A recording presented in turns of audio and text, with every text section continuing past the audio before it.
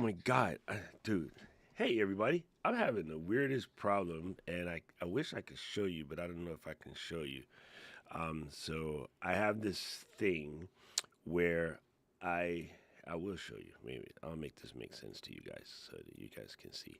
This is gonna be dumb for anybody who doesn't know what the hell we do around here, but you know what? Who cares? All right.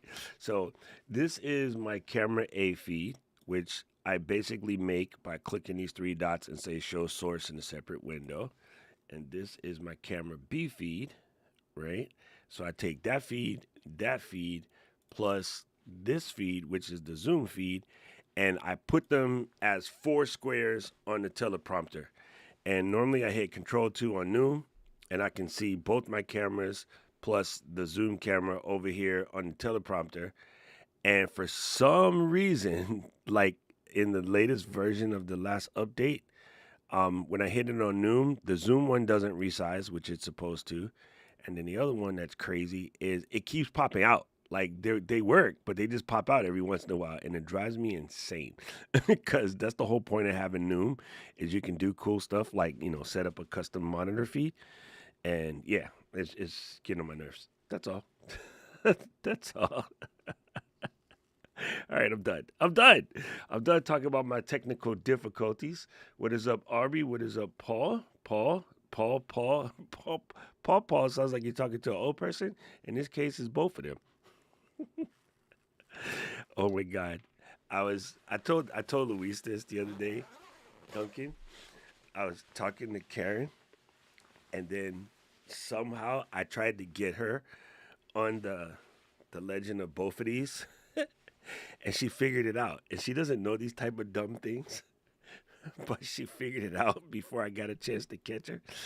And I was like, "You ever heard of both of these?" It's an ancient Greek legend, and she's like, "No, bitch, no." Matthew, my man. First question. He forgot the damn cue. Matthew, go to timeout. That's okay. It's only us in here right now, so I caught it. Do you plan on testing out the new DJI 360 cam?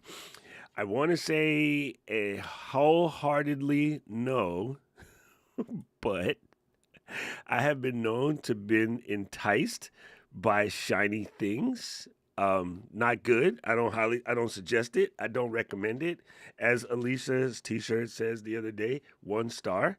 But I do find I do find myself curious about things, and so I'll try it. My thing is, in my current focus, I can't believe I'm saying this, but in my current focus, I don't see 360 as an integral part of what I do. That said, I like having fun, and I like playing with weird, nerdy stuff. And sometimes my curiosity and my nosiness cost me 500-600 bucks. So there it is. Right now, I got rid of my 360 cameras from Insta. Um, one of them I sold it locally. The other one I sold it to Luis, Camera Dookie over here. And yeah, dude, I thought you'd be busy moving today. Good to see you here. Yeah, so I don't know. Like I I'm just quite over them. What I'm really waiting for in a very, very big way is a new. I'm trying to speak English. What I'm waiting for in a very big way is a new full frame Fuji, whatever replaces the XT5, the XT6, or the X Pro 4. That I'd probably do without even a thought process. Okay, so we last week we had us a little drama because my my ZV E10 decided to freeze permanently, and I blame Paul because Paul told me about his freezing, and I was like, "Ha ha, mine didn't freeze, ha ha," and then well, mine froze. I'm like, "That's what you get for fucking with Paul." so so now I'm using my old A7R2, which is being held together by duct tape. Like this camera is seriously broken. The autofocus doesn't work. The screen is delambed. It's just majorly effed. But I got it kind of like rigged together with gum and duct tape. It's kind of like Gandalf, Paul. It's old and powerful. So, in conversation with Mr. Karamadouki over here, he told me to buy one of these, right? Not to be confused with both of these. He told me to buy one of these, right? So this is a cooler for said camera, and my scenes are out of order. Let me put them back in order. There you go. What's up, Troy? What's up, T-Roy? Okay, so I got this guy, and it's really cool. It comes with a little plastic adapter. There's 4 of them. One for Fuji, one for Sony, one for the other Sony, and one for Canon. And so you take this little doohickey and you take this little tabby tab and you slide it underneath like such, and then you give it a thoink. Now this doesn't have any the word Thunderbird, price twice as nice. It doesn't have any battery like my old Ulanzi one. But what makes this guy dope is this is what's known as a Pelletier cooler. And it's a thermoelectric cooler. So it doesn't need any sticky heat tape or whatever. It just gets cold. And if you take it and plug it in and put it on your hand, your arthritis will feel better. Like, it's actually pretty legit. So you put this guy in here like this. And I did a test the other day to see how long we could run without it freezing. And the app that I was using, I forgot that I had it set for an 18-minute timer because I use this app for when I do presentations, and it's called Presenter Pro. I'll show you real quick because it's a dope app. Yo, how did this phone not charge? Oh, that's weird. The phone is findable. Well, anyway, I can't show you right now because the phone actually died. So that explains it. This app is called Presenter Pro. And what Presenter Pro does is basically just makes a big timer that counts down. And I didn't realize that I had it set for 18 minutes. Once it passed the 18 minutes, it keeps counting. But what I did was I went on to the machine that was running Ecamm that was doing the capture, and I just added a new timer. And so if you take this 116 plus 18, that's how long it ran. So 116.03 plus 18 is how long it ran before it went out. So I thought that was the camera itself dying, which is still mad far. You know what I mean? Like, if you really, really think about it, it's actually a relatively long time, more than you need to do for a stream. It's almost 3 hours, right? So, yeah. No, I take that back. That wasn't the right answer. It went further than that. Hold on, I lied. This is when I last took the screenshot, because the what you call this guy? The camera app just stopped working. So actually, it went further than that. I have to log into my Mac Mini in order to see what it is. Give me a second. Anyway, it made it out to like 170 something if I add it all up, right? So it was close to 3 hours. So to me, that should be more than enough to set it up to run for a live stream, because this guy, the ZV-E1, it definitely gets hot. Now, I set the thermal property of this guy. Here, let me pull out a battery so I can show you what I mean. Here's a cable. This will work. It doesn't have a battery, so you need to use a cable. So when you turn this on, it starts at 25C. I actually tested it at 20C, which is fan not too loud. You know what I'm saying? Actually, on the SM7B, the fan's never too loud, to be honest with you.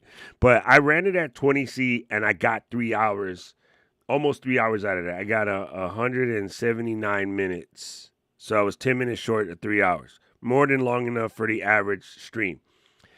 So I'm going to rerun the test, but I'm going to bring it down to like 15. I think it goes down to 12.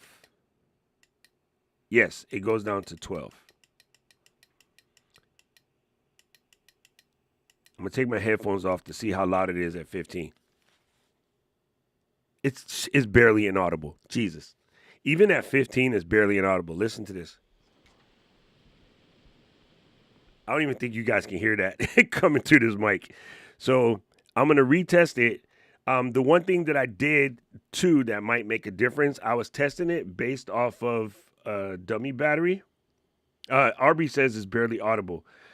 Paul didn't hear it, well, because he's 20 years older than Aubrey, maybe 30, almost 30 years. Aubrey's only 40 something, so you're almost 30 years older than Aubrey, at least 25 on the button, I think, exactly. I'm just making trouble. Anyway, so this is known as a 12 volt or 8 volt. Ooh, so it is 27 years to be exactly. Oh, Luis says the fan speed doesn't change when you change temp. So you mean I could actually run it on 13 the whole time? Or 12? And he's right.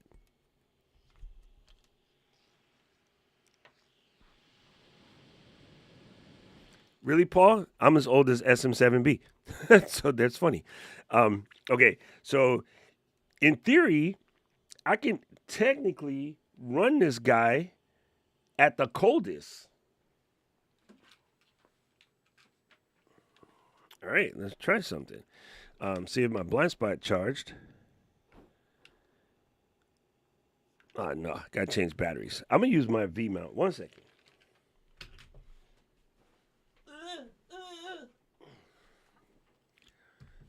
All right, so this is a V mount battery. By the way, people, this is Q&A day. So if you got a Q you need A in, Q it, and then I'll A it. So this is a V mount battery. This is a VB99. It has a lot of power. I am going to take the 8 volt, pop it like such, and then I can run the camera. Or safetier, I don't know if it's safer. It's just a habit. You know, stunting is a habit. Where the heck? I have a bunch of different battery mounts. I got this small rig one. I got another backup blind spot. I like these because you can quarter 20 screw them on the something.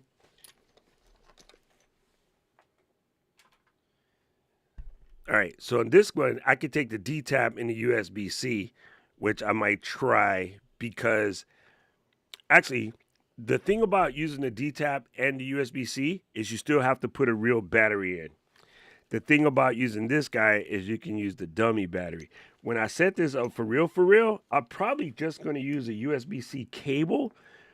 And I wonder if there is a difference between using a USB-C cable to power it and using a dummy battery to power it. Now, I don't like dummy batteries the way you guys talk about dummy batteries because this is a $2,500 camera. I'm not put a $19 dummy battery in there. The Sony dummy battery for the Z batteries is like $300. So, and the Sony dummy batteries that I have for my older batteries, you can't get anymore. So, if that's the case, I'd rather use a V mount battery because I just don't trust $20 freaking dummy batteries with a $2,500 camera. That to me, that's just ignorant, right?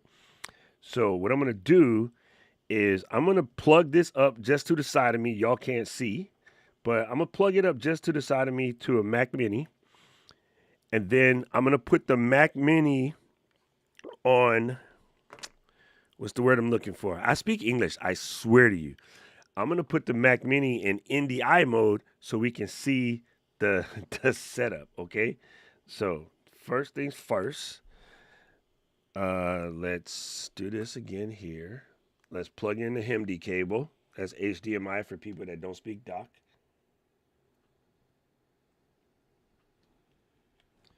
All right, so we got the camera is on. It's just I have it laying down so you can't see nothing, but it's on.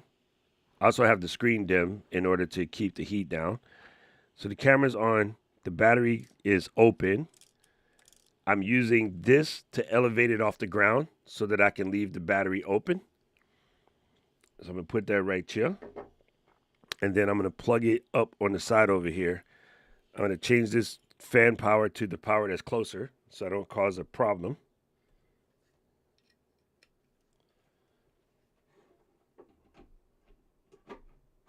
That clicking sound you would have heard is me clicking it on. And then I'm going to fire up the Mac Mini. So I use an application on my computer called Splashtop. And what Splashtop allows me to do is to connect to my other computer with, it allows me to connect and see my other computer without having to put a monitor on it.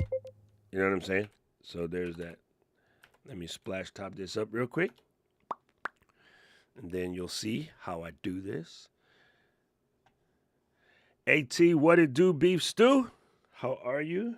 Good to see you up in this piece.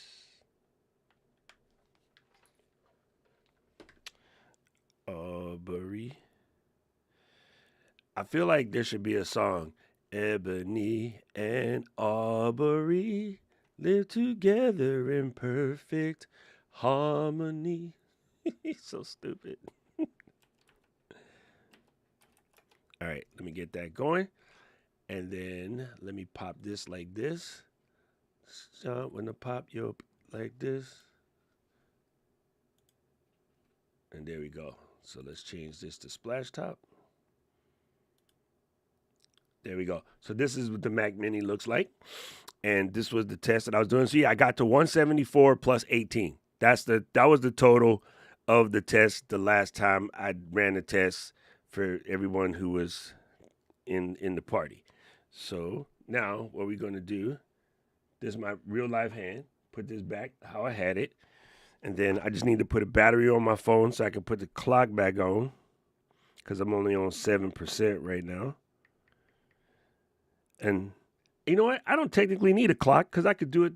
He's so stupid. It's Ecamm. You don't need no clock.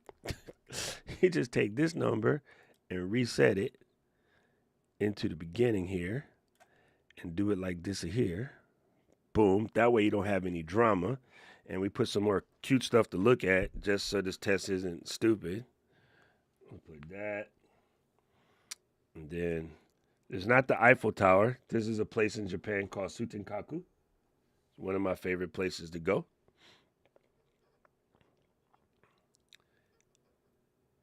Hey, that's what happened. Totoro. Totoro down. Totoro down. Let's set Totes back up. Totes my goats. All right, there you go. We're going to call that a party. And then we're going to turn the fan on.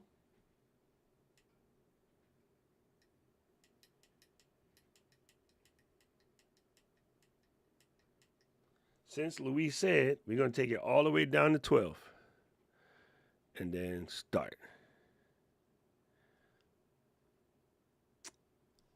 What you know about that, Aubrey? Murasaki Shibuki. Iroshizuku. That's the bomb. The bomb ink. Here. Let's just make this scene a little bit more Aubrey oriented.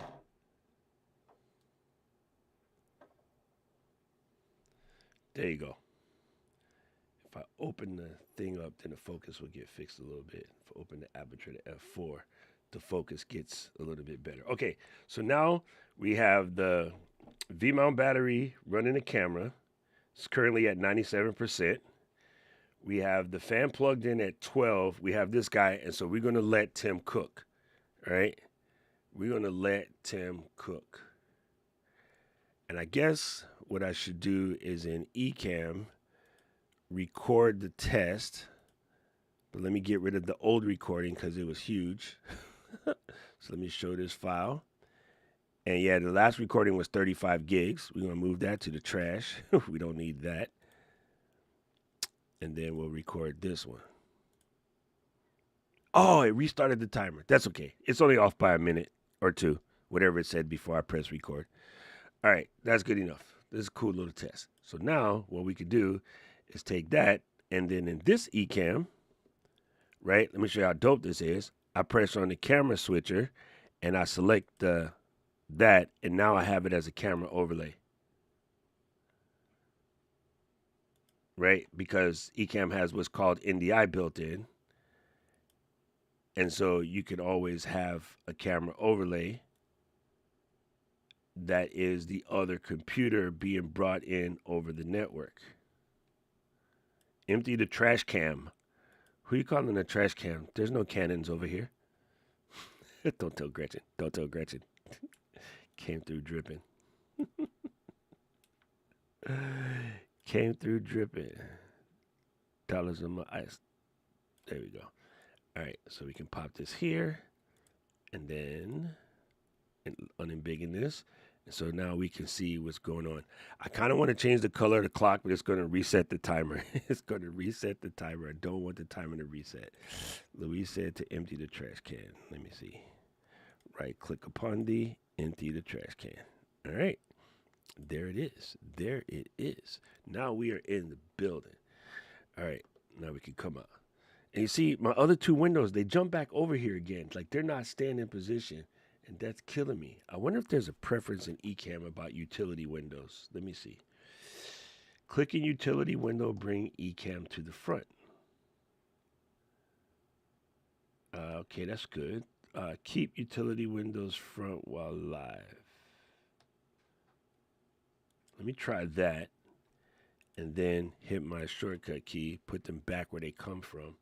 And then we'll see if that makes it stick. Because I swear they keep jumping over here and it's pissing me out.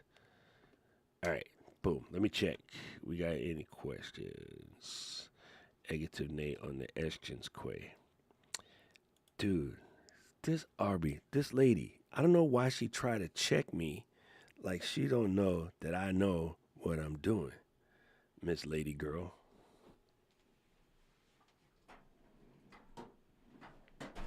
Oh, you getting feisty now, huh? I just gotta remember what I did with him. But I have whole packs of Yamabudo.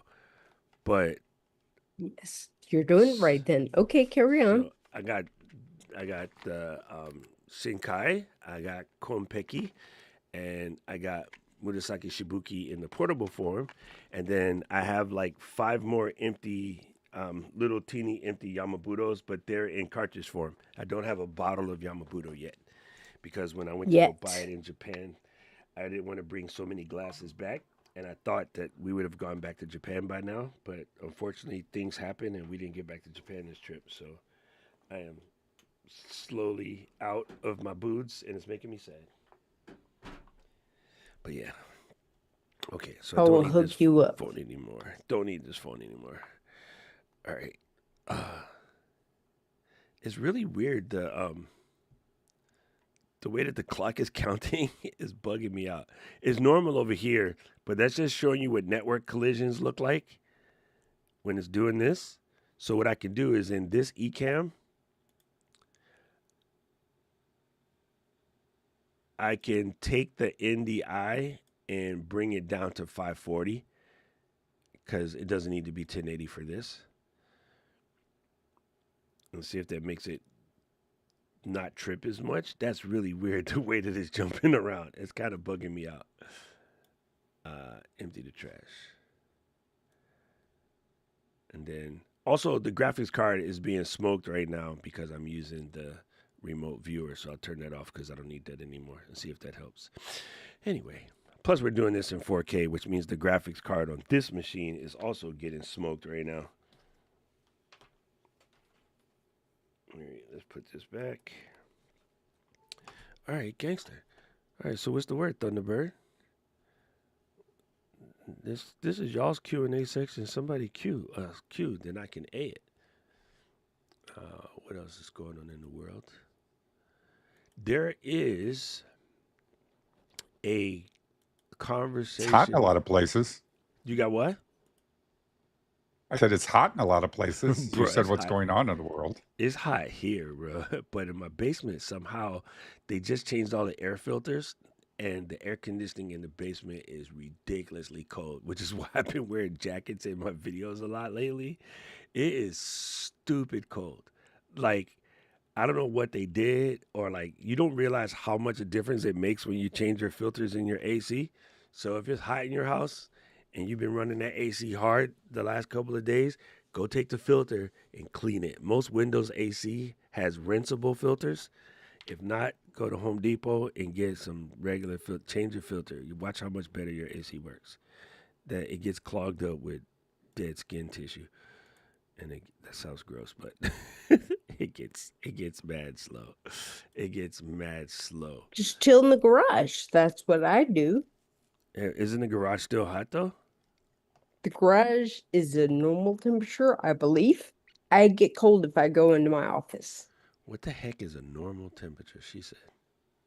Well, it's 92 outside and it's almost 80 in the garage.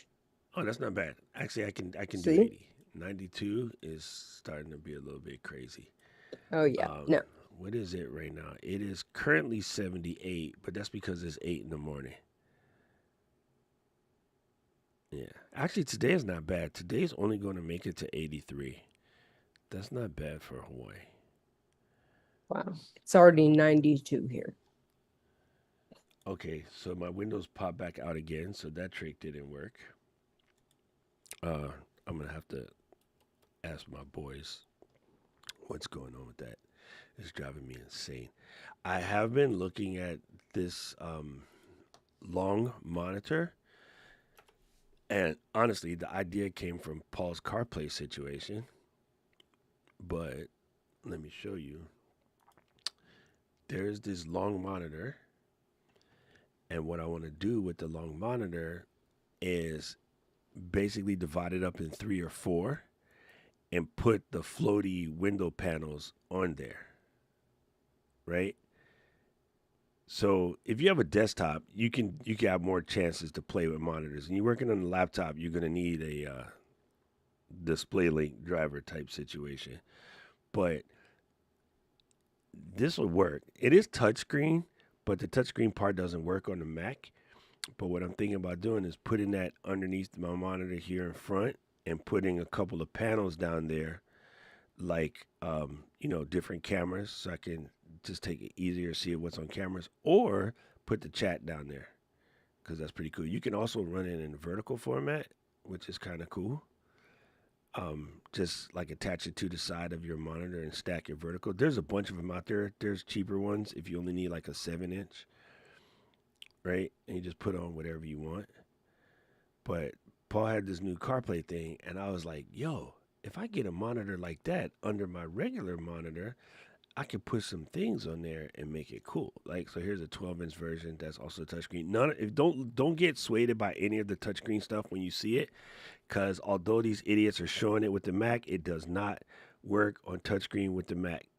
Just don't let them lie to you in the pictures. I have 2 monitors over here that have touchscreen on them, and neither one of them work when you touch it with the Mac.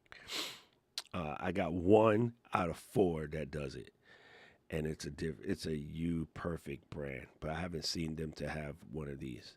So I don't really care about the touchscreen side of it, but like being able to put, my calendar when I'm not doing streaming or whatever, and notifications and stuff that pop down there, I think it's a good use of an extra monitor. Just boom, boom, boom. What's the best use of Magi since it doesn't retain conversations? There's an idea of here. Let me pop over there. Just press this little button. All right. So the way to get around this, not really get around it, but sort of to build your persona, is you go to your persona and then you can create a new persona and then you can give it all of these instructions. And so where it says train on your old data, you take a persona that you already have gotten. Let me pull back. So if I go to my YouTube description writer and I want to edit this persona, you take conversations that kind of worked out the way you want and you just add some files to it, right? So that it can gather your voice. Why am I getting a warning here? Default image generation size. Oh, I see. Normally I do portrait and my model is normally Flux Ultra. Yeah, let's do that. Save. Okay, now it's done. Sorry, got sidetracked. You can add things to this, right? So I had an idea, and this is good for you guys because you guys have been doing the whole Mary Lou vibe. There's something known as a commonplace book or a zui hatsu, right? That's the Japanese terminology. The English terminology is commonplace book. It's an idea of keeping like a running text file of your thoughts, your ideas, your conclusions of an idea, so forth, so on, etc. So even if you write them out, let's just say this is my notes, right? And even if I write all of these notes out, I can take a picture of this with my phone and send it up to ChatGPT and be like, decipher these notes into something that makes a little bit more sense. And it's going to give me an output. So you take that output and you put it onto that text file. And it doesn't matter that the thoughts are disjointed because they're still your thoughts.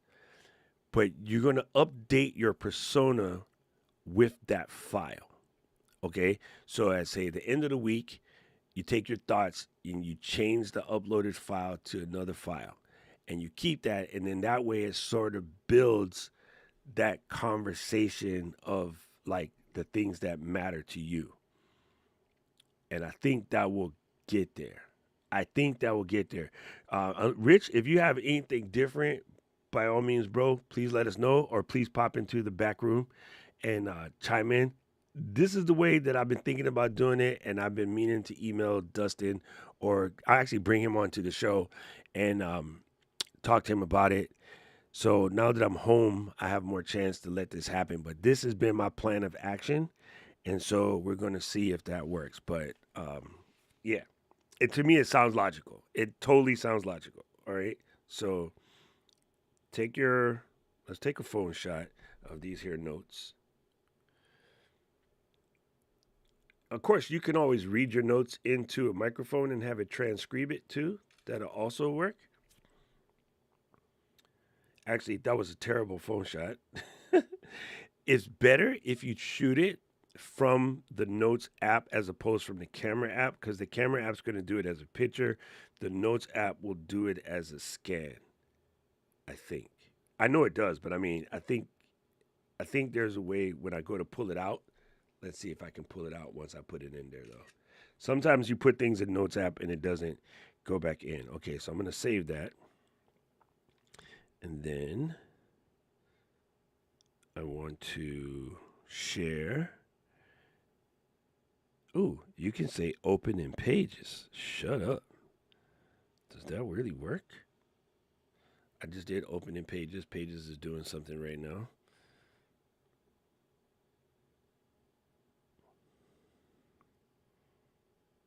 That didn't work. That was dumb. Why'd you lie to me, Apple? I'm just going to grab this note. I want to save it as a PDF or share it as a PDF.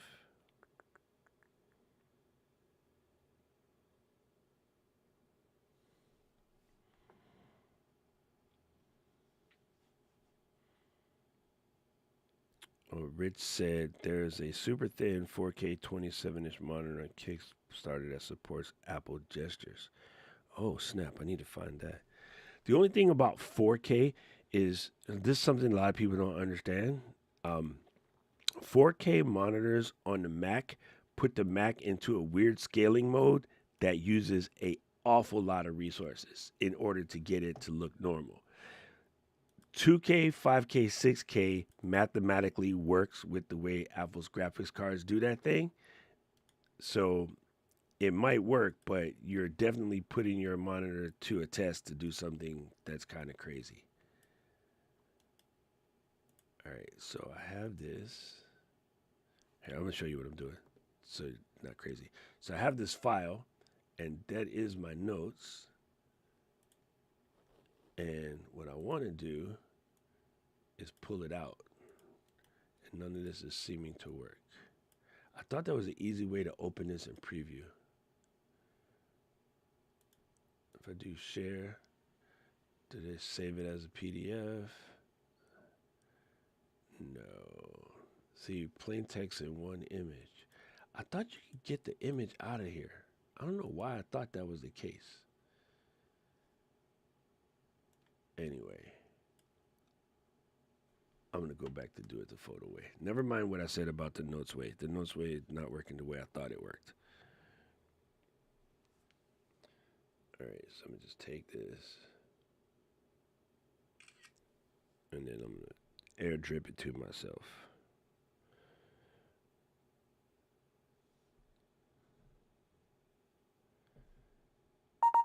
All right, then we're going to open up chat. Well, actually, she has to use Magi, so let's switch it back to Magi. Browser. And then we're going to go to... Oh, AT, did you join the mastermind group, by the way? That's another thing that's important to do. So hit the new chat. And then I'm going to use Claude for this particular case and then just put it on assistant. And then I'm going to take the photo.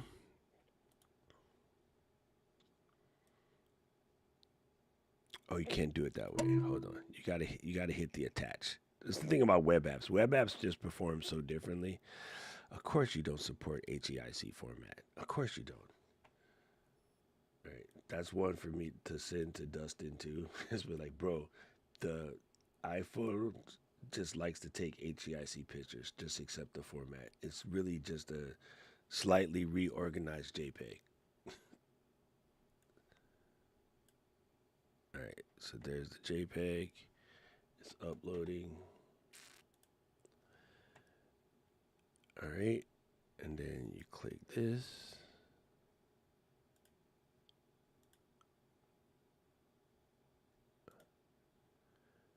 Oh, you dookie. Why it don't work the way I ask you to work?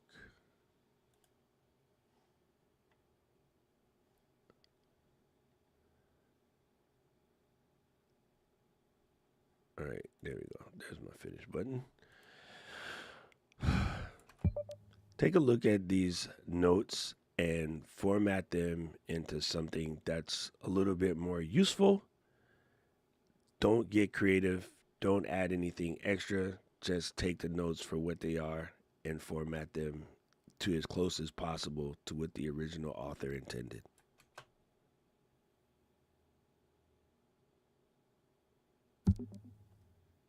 You can always enhance the prompt. I like to do that a lot. And then let's go.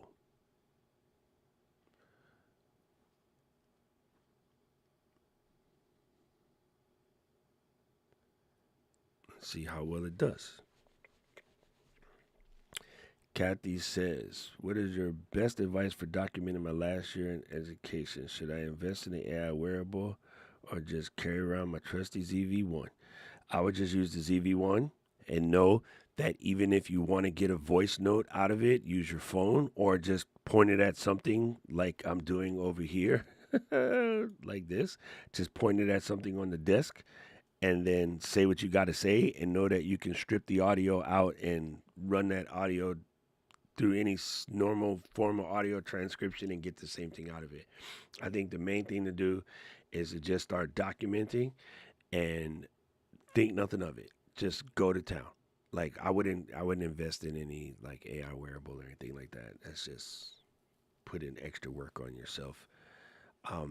And coming to the conclusion that, you know, Matt asked this question earlier about like getting a 360 camera.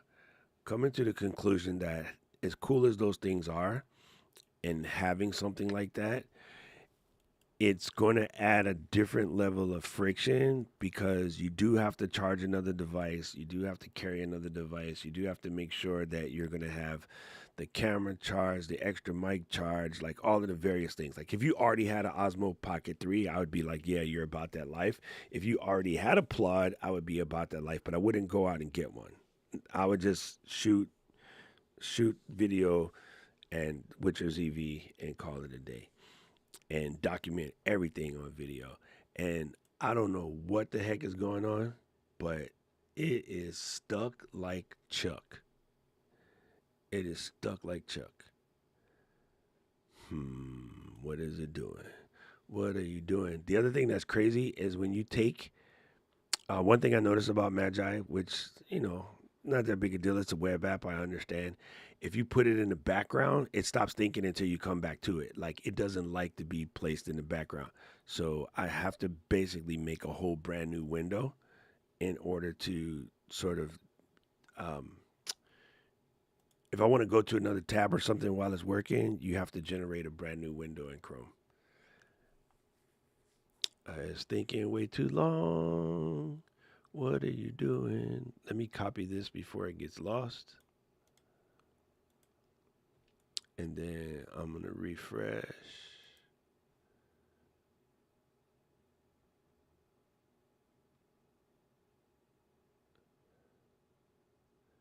Is Claude broken?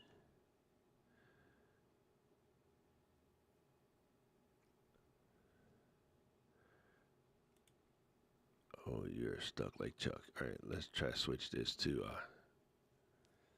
it kept my handwriting's that bad, Paul. I broke the AI. Let's change this to the GPT-4.1. And then actually let's just go make a new chat. I'm feeling like this one is not going to work.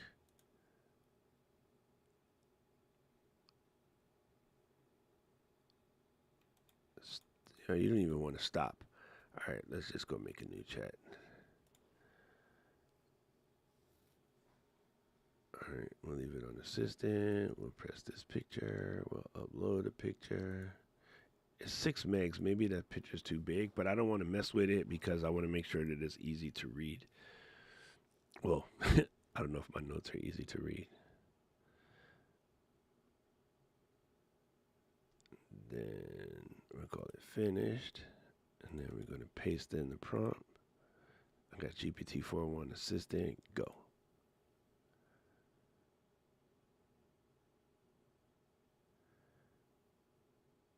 There you go. That worked. Claude might be just tripping right now.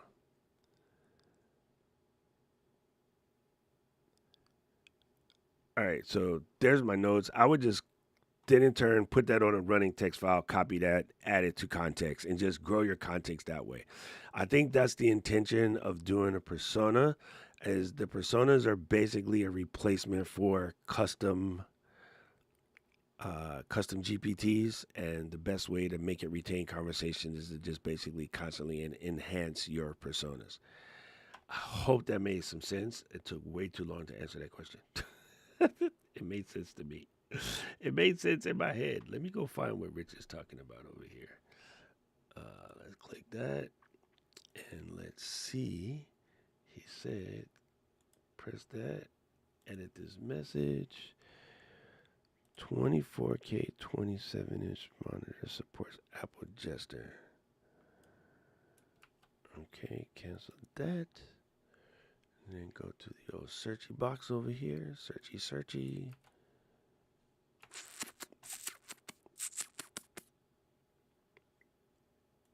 Browser. And let's see. 27 inch.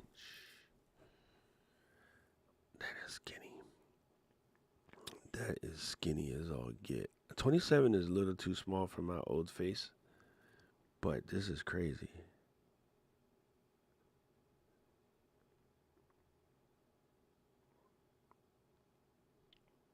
Wait, you can draw on it? Oh, come on. that, my friends. That's kind of dope.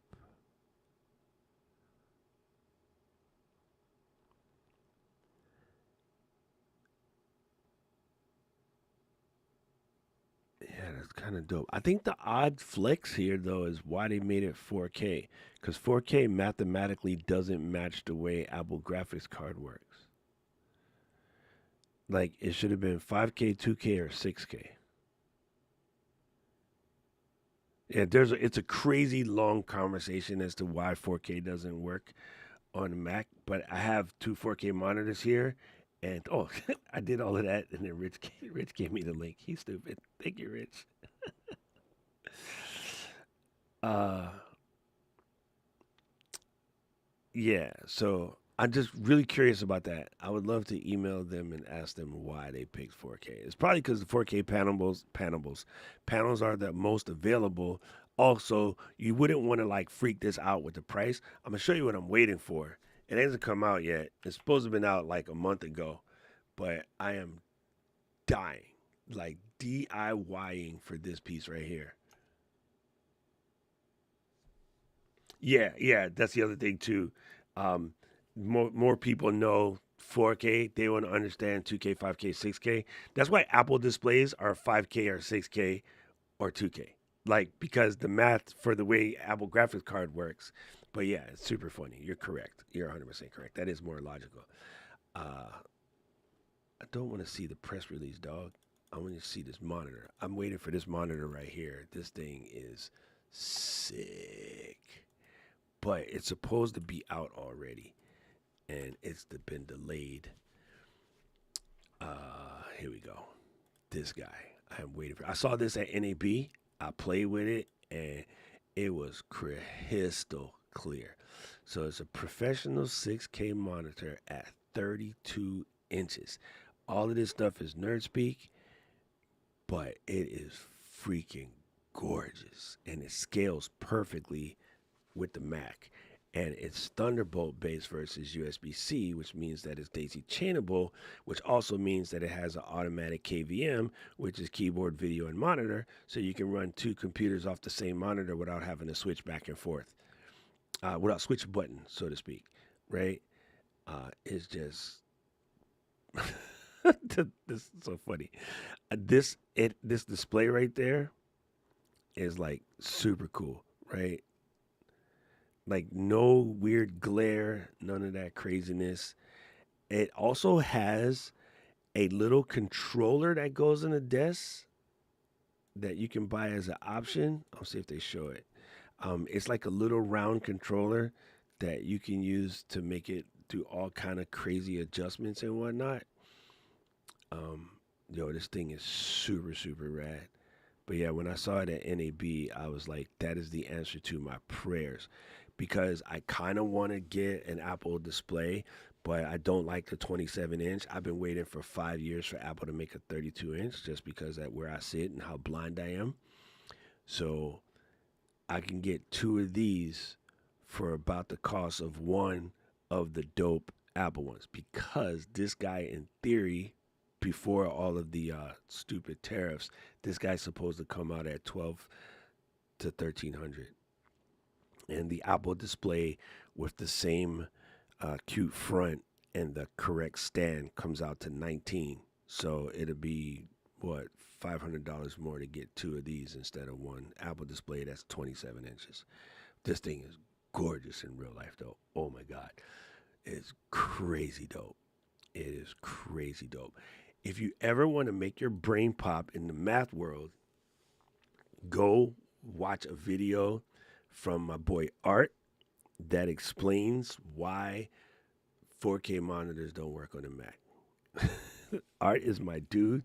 He will pop your brain. He is one of the best monitor people in the game, but I have to watch his videos on 1X a couple of times because the dude is absolutely brilliant. The dude is absolutely brilliant. Let me see if I can find this channel real quick. I think it's Art by Art. Art by Art. Uh,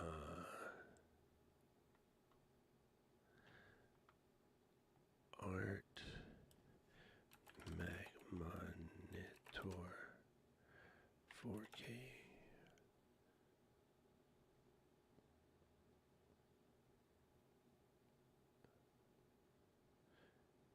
You can get the 27-inch version already right now. By the way, if you like small, you can already buy the 27-inch version, and it's $799. This guy right here, the Asus Pro Art 5K review, is $799. So there's the one. Where's Art's channel?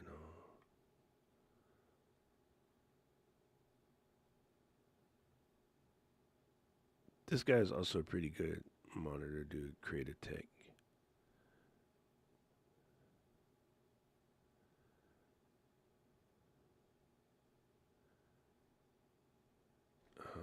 Let's do this.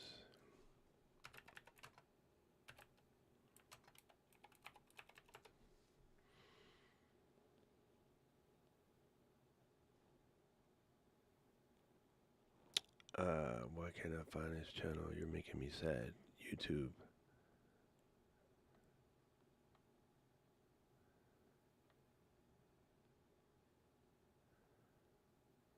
There's so much. Oh my God! And talk about a topic that has so much like absolute misinformation.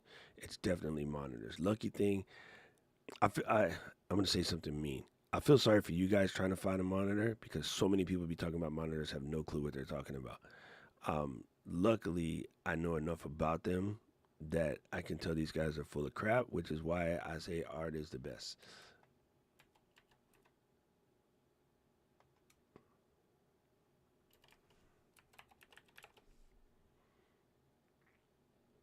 I'm gonna go get his card because I can't find it. I don't know why it's not showing up. These other guys are like out producing him, which is sad because he's way more knowledgeable about these things. 1 second, let me grab his business card. Oh.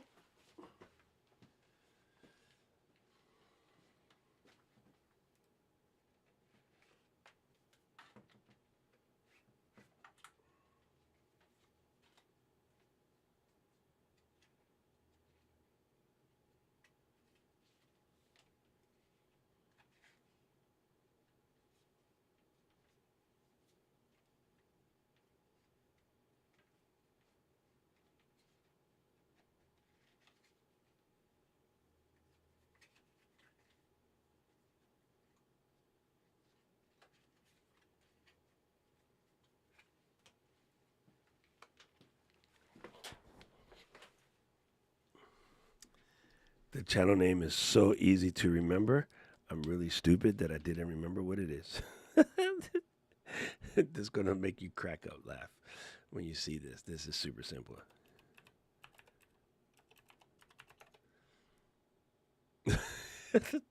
So dumb. With the launch of BenQ, newest color Stop talking, calibrations. Art. Like, that is the best name for a channel, by the way. Art is right. That is my bad. I should have remembered that. Okay. Anyway, so BenQ panels are also off the chain. Unfortunately, their 32 also not ready yet. 27 panels are just easier to make. 32s are relatively complicated.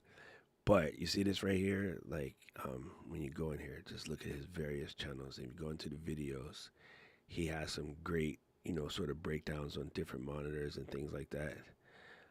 But yeah, he's brilliant, absolutely brilliant at this. Also, when you're trying to figure out which machine, he goes a little nerdy, but he gets in there and tells you the right thing. So if you're looking for a good trusted source on this guy, that he's a professional, so he's not necessarily looking to make millions of dollars on his channel by lying to you about stuff. Like, go check out Art. I do want to yell at him about his thumbnails. They're obnoxious, but he's brilliant. He's absolutely brilliant. So go and check out Art. And then tell him, oh, Doc told me to come over here. There you go. Yeah, it's kind of sad that, I've been through, God, ever since the iMac, that beautiful screen on the iMac, I've been through 4 different monitors trying to get it right, and I don't like any of them. Even this LG double up, it's beautiful, but it's cumbersome on the desk. It looks good, but because I'm always looking at it sideways, it doesn't give it its props. So like this one needs to come down and either get sold or become a single monitor for something. Cause yeah, it's just it's a little bit too much of a strange monitor for what we're using it for. It's kind of crazy. So Kevin's question: would custom ChatGPT and project within ChatGPT equal a persona or Magi? Yes, kind of sort of like that. Same with projects on Claude, right? It's really weird that the Claude one didn't work. That kind of bugs me. I want to know why it didn't work. Um, but yeah, that's the in my brain. Again, I'm relatively new to Magi. I think the personas is part of it. Also, in the workspaces, I think it does retain some of your information when you work within certain workspaces. That's something else I need to double check into to see if that's. I mean, it makes the most logical sense in my head, but just because it's logical in my head, don't mean it is. If that makes any sense. If that makes any sense at all. Yeah, super cool. We are 4-ish days left of playing around with DaVinci. And I gotta say, it's pretty cool. Paul C, did I miss anything like video wise that I should be making that I didn't make yet? I think I covered the ones you wanted me to, but I don't know.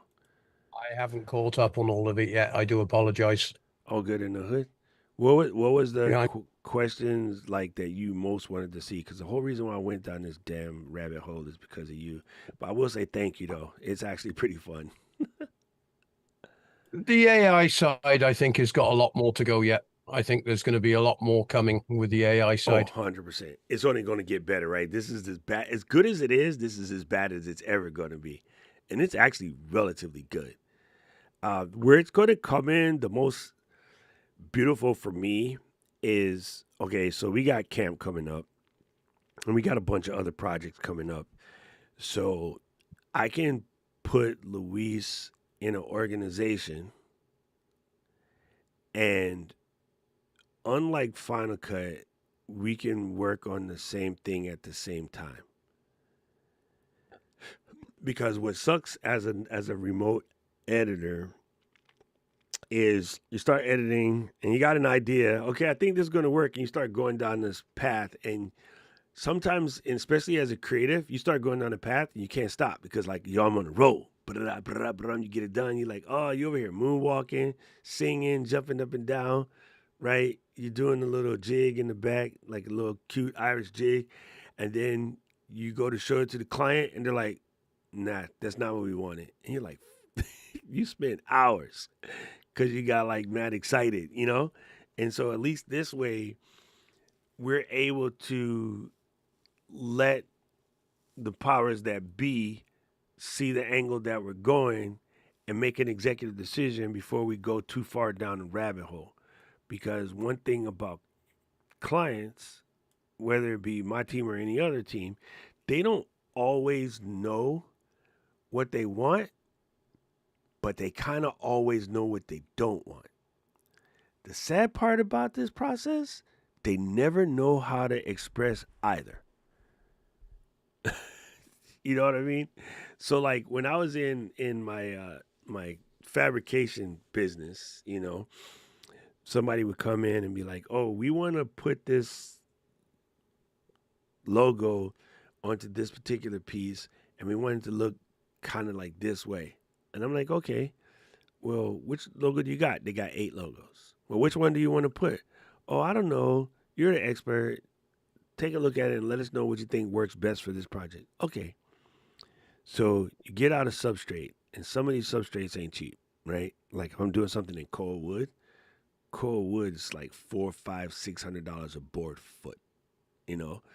And then you go down the process, and you put the logo that you think works best, so that it displays the best on the type of wood or the metal, or acrylic, whatever you're doing. And like, yeah, no, not that one. Can you see another one? I'm like, yo, this ain't paper, dog. Like we are working with expensive, non-renewable source. Like you need to make up your mind first. Well, we don't know. And so you end up making 5 or 6 different protos. Luckily, the people that can afford to do this, they can afford to pay for the wasted. But I just feel like it's a waste of material, you know? And you would go down this path, and then you end up doing all of them.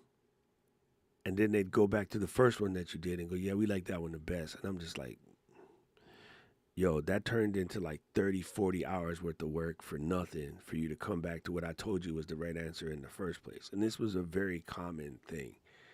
And that could be whether you're doing metal, glass, wood, acrylic, it doesn't really matter. It's just something that always happened. So clients have a tendency to not know what they want, but they know what they don't want. And what's cool about the way DaVinci works is you can put these things in a position and you can sorry, my arthritis just locked my wrist. You can get people to look at it and then start making executive decisions before you go too far down a rabbit hole. The other thing is just in large projects in general, we can split the difference. We can chop up the work, you know, we can add an additional body to be like, look, you just come in here and cull all the pictures. So here's all the pictures we collected. You don't have to know how to edit to cull pictures, right? You can just go in and be like, here, these are the pictures that we want to use. The one common denominator I found using a team is when the 4 best videos I've ever done have all been put together with the storyline by me. In other words, and then they put the artwork and everything on the top. Every time I let someone else go down the rabbit hole, as you say, with editing it and chopping it, it doesn't tell the same story and it doesn't get the amount of traffic. Right, because you understand the community better. You understand the storyline better.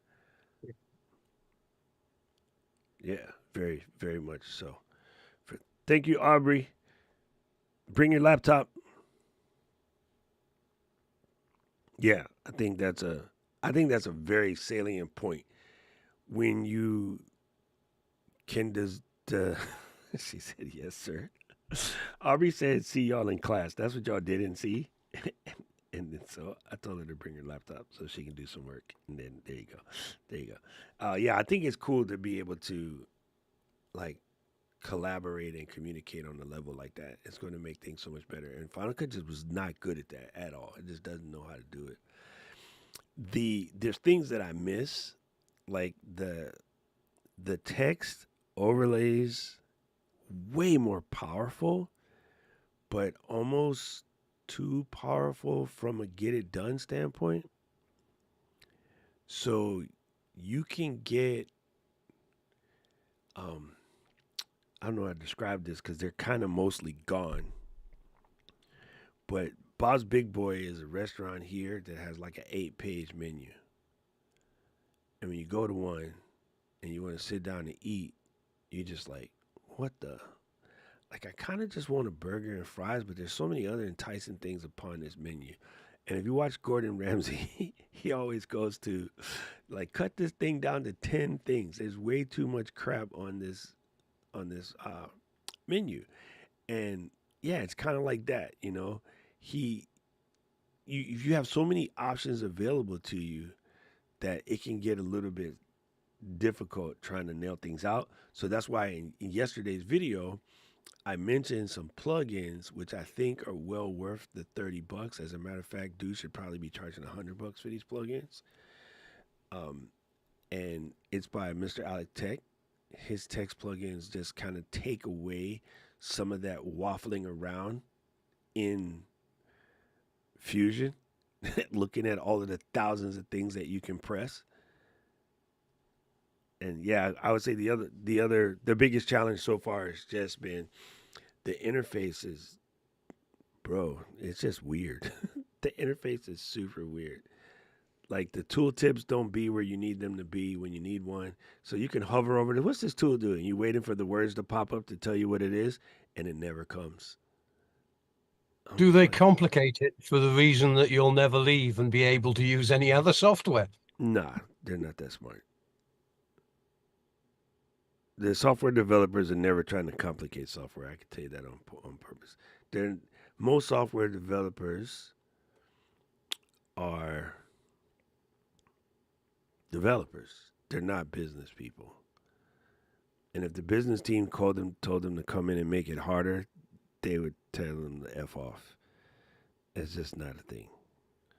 But it's because it got ported over twice. So initially, it was something that ran on what's called the workstation. These are very, very high-end computers made by Silicon Graphics and Sun Microsystems. Paul used to work at one of those too. I can't remember. Every time I mess it up. It's GI. Oh, yeah, she was at Silicon Graphics. Okay, so I had a Silicon Graphics machine. These things were crazy. It was called, I had a Silicon Graphics Indy, and you talk about a badass machine, but they was not cheap, bro. They was not cheap in any way, shape, or form. Right? Only reason I had one was I got an employee discount. Bruh, these machines were badass, though. Like, at the time they came out, you're looking at a $12,000 computer. You could buy one for as low as $5,000, but $5,000 for a computer back in the day was considered psycho. So yeah, these machines were very, very custom machines. The only reason why you bought one of these is you was into some form of like high-end modeling, right? And so Da Vinci back in the day ran on a machine like this, and it was a different language. It wasn't Mac, it wasn't PC. It was his own special language. Prior to this, it was a machine called a Symbolics Workstation.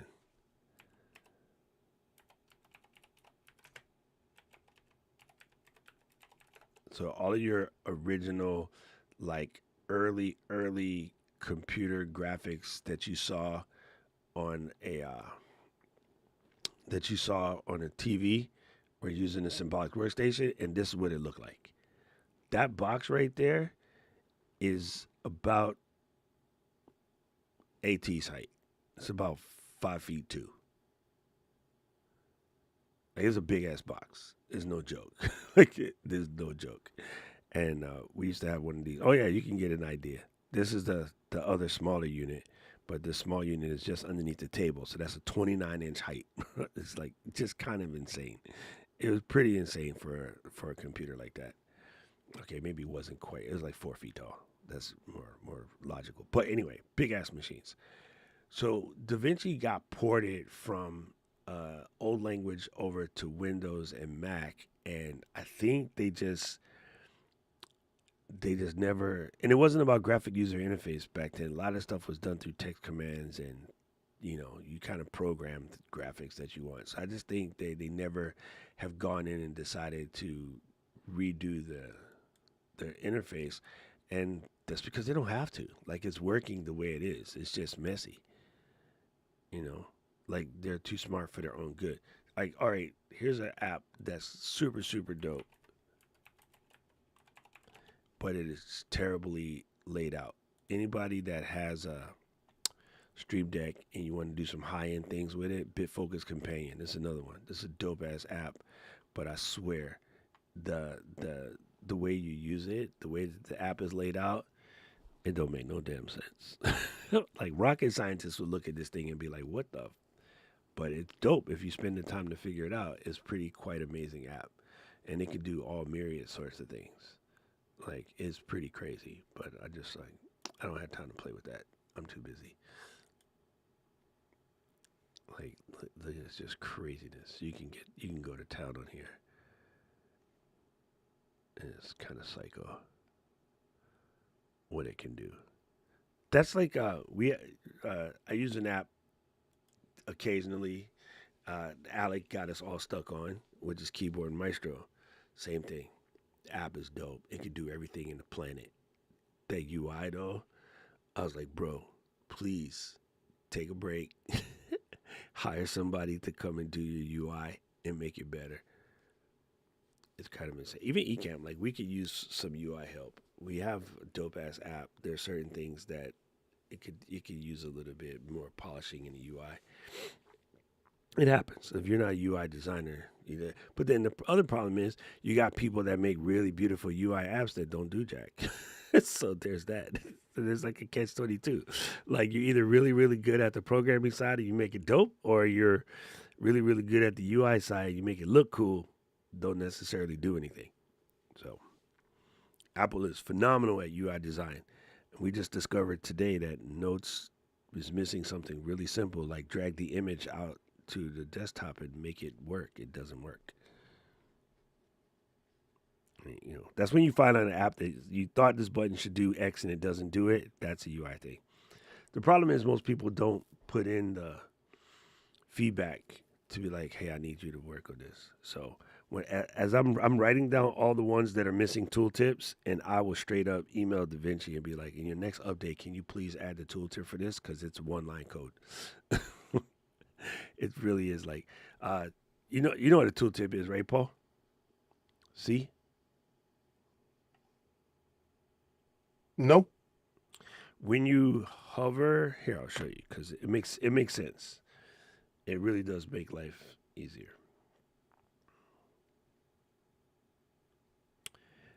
Easy Code wants to know: is there any AI model that can generate a 30-second short based on text?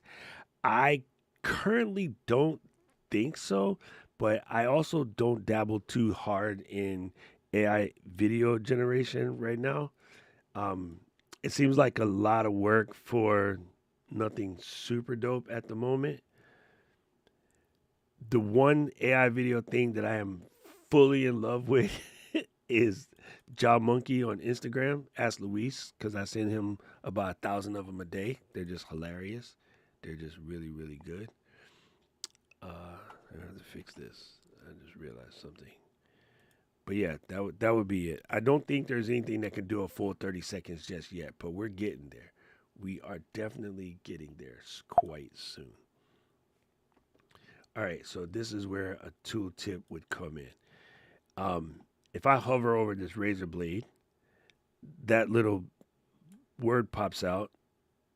Come on, embiggen, where it says blade edit mode, right? Here, I'll do it this way. That's a tooltip. So in case you forget what a button is, you should just be able to hover there, leave your mouse there, don't touch anything, and it should say what it is.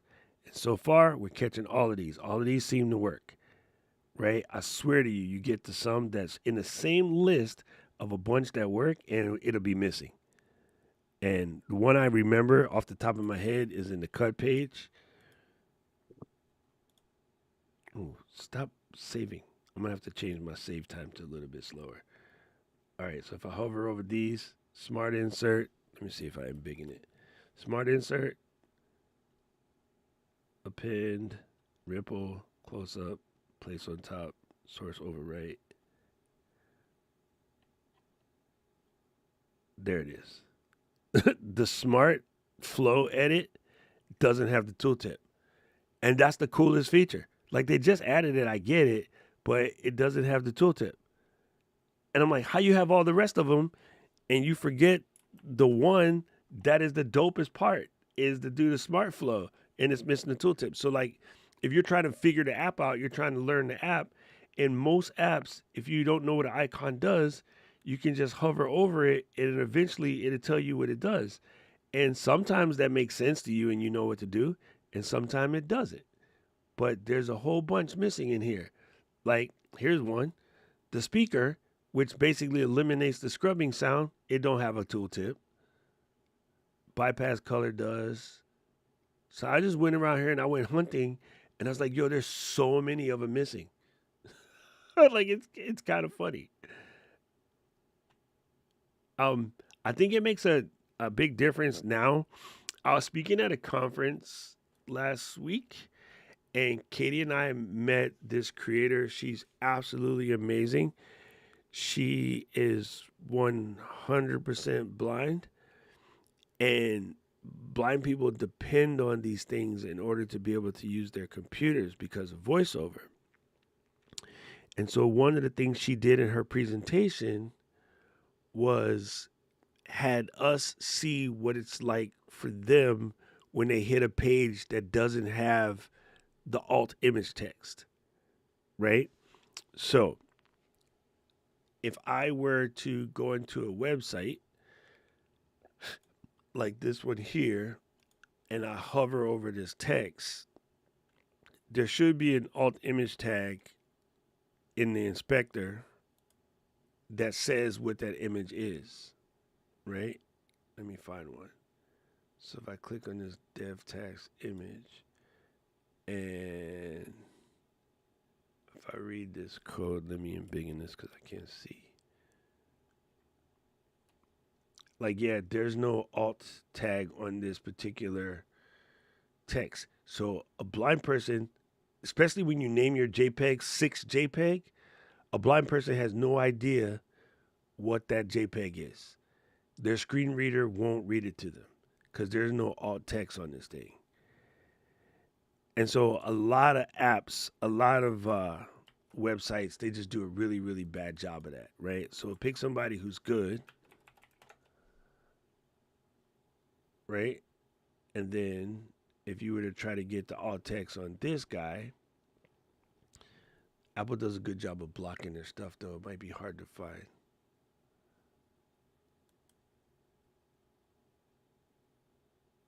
Ooh. I can't see. Hold on.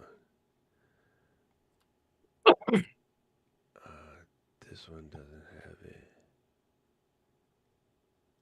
But basically what happens is on a screen reader, there's an app that you can use to download a screen reader, and it will show you, like, it will read the page out to you, and it'll be like iMac on screen in situ with, orange background. So you can kind of see the way a blind person would have to read a page or read an app.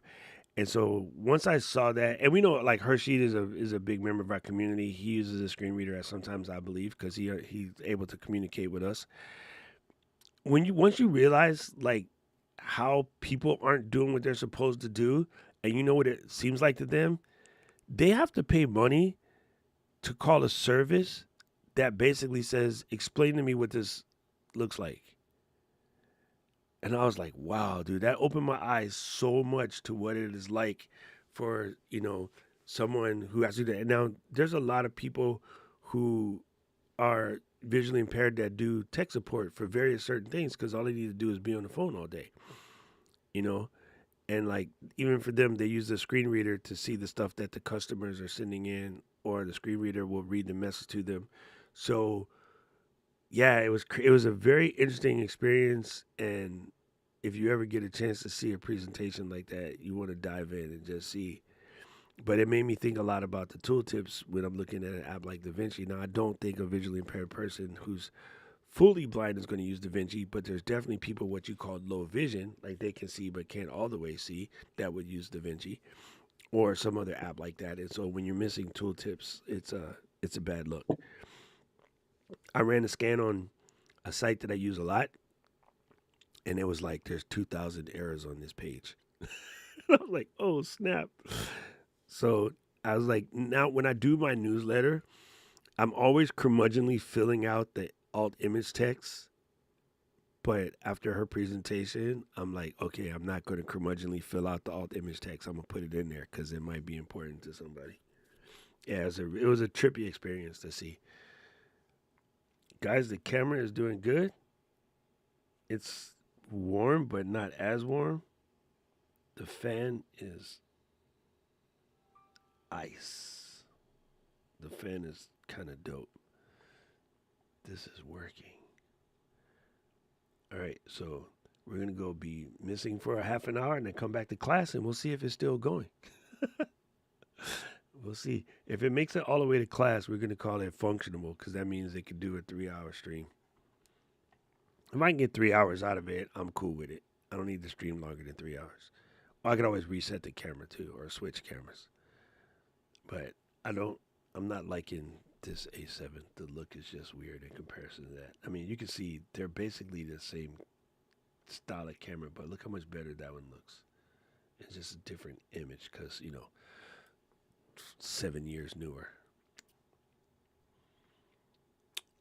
All right, so what we're going to do is check out for now and then see you guys on Tuesday for the filming.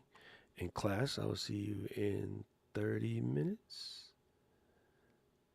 Paul, you don't have to bring a computer. You're already at your computer. The other Paul is at his computer. I don't know if AT is on the road, but it'd be really cool if you have your computer. Luis is on the road, so I he gotta don't have quickly the go and get food. Huh? I said I gotta quickly go and get some Chinese or something food. Yeah, I'm gonna go eat real quick too. I'm gonna do the exact same thing. I'm gonna go grab a bite real fast, and I'll see you guys in 30. Everybody else, I will let you know how this test goes. Craziness. I don't, man. Talk about Paul's favorite thing, the algorithm. I did a short about this stupid cooler yesterday, and I don't know what happened, Paul. I posted it, and 20 minutes after I posted it, it was like well over 1,000. What is the total today? It slowed down. Okay, for some reason it ran out the gate, but now it slowed down. Now it's just at 1,266, but it got to like 1,000 right out the gate, which is crazy. I didn't even put it like a big description. I still don't understand shorts. Yeah, me neither. I was No like, rhyme, reason. I just got a notification that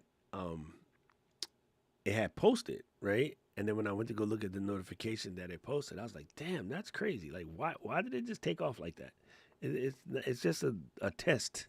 It was just I made it because I had the video, and I was doing it as a test for rendering in DaVinci to see if I was getting my rendering settings right, because Gerald just put out a video about render settings. I've got some shorts which never did anything, and then 100 days later they suddenly take off. No logic. Yeah, there you go. No rhyme, no reason. All right, fam, I'll see you guys in class. Everybody else, thank you for sliding through and putting up with my camera testing. We'll see what happens. The V-mount battery is at 88%. So that's good. That means this test should go longer than the last one. The other battery crapped out before it needed to. All right, fam, I'll see you guys in a bit. Mahalo nui.